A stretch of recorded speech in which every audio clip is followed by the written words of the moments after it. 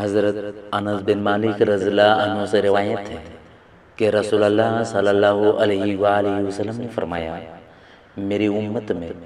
امت پر سب سے زیادہ رحم کرنے والے ابو بکر رضی اللہ عنہ ہیں، اور اللہ کے دین میں سب سے سخت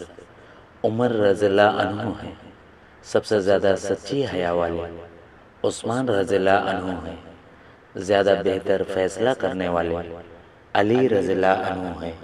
اللہ کی کتاب کے زیادہ عالم ابی بن کعب رضی اللہ عنہ ہیں، حلال و حرام کا زیادہ علم رکھنے والے معاذ بن جبل رضی اللہ عنہ ہیں، اور علم میراث کے زیادہ ماہر زید بن ثابت رضی اللہ عنہ ہیں۔ سنو، ہر امت کا ایک امین ہوتا ہے، اور اس امت کے امین یعنی دیانتدار فرد ابو عبیدہ بن جراح رضی اللہ عنہ ہیں۔ جناب ابو قتادہ رحمہ اللہ بیان کرتے ہیں،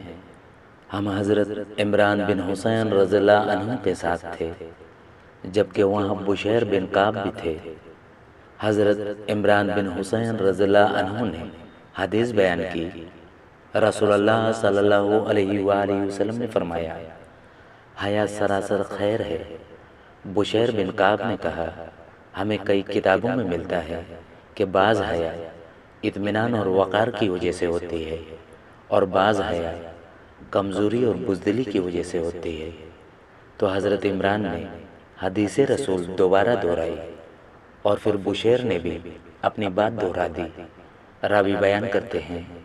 کہ حضرت عمران رضی اللہ عنہ اس قدر غصے میں آ گئے کہ ان کی آنکھیں سرخ ہو گئی اور بولے، میں تجھے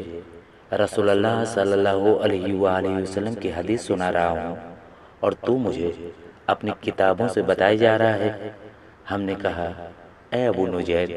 بس کیجئے، اسے یہی تنبیہ کافی ہے۔